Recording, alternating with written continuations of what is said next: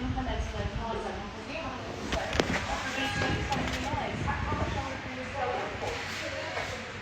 Well, it depends on the situation on the ground, depends on Russian escalation, and it depends on our Jinapa boys, voices and military voices Samladi, accepting that NATO involvement is a good thing, a positive thing, so this conflict around.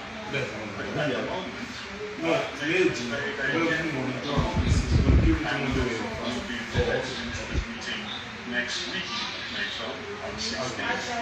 They are concerned with defending their own territory. NATO picking up defenses in order to protect itself from any Russian spill.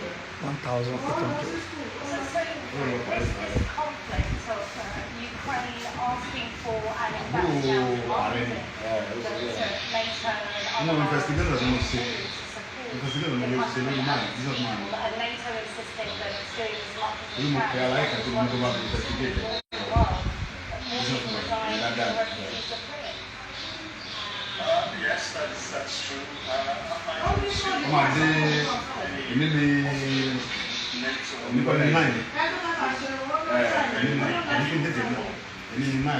Really, I think.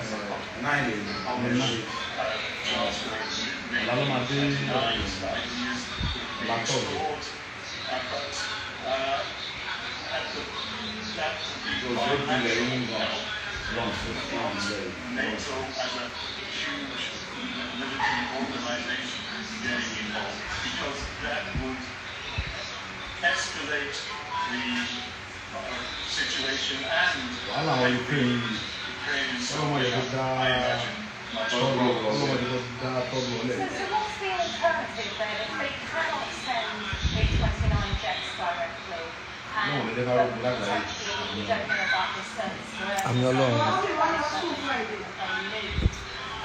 What are the alternatives of sending equipment to help? I think the alternative must be some sort of diplomatic solution, which seems impossible now, but the more the suffering goes on, the more the Russians get bogged down, the more the Ukrainians have firm resistance.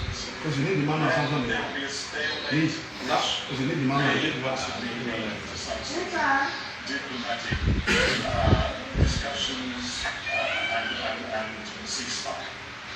But my point being that eventually the Ukrainians are going to need more weaponry and more support, not just financial and not just sanctions. As if this continues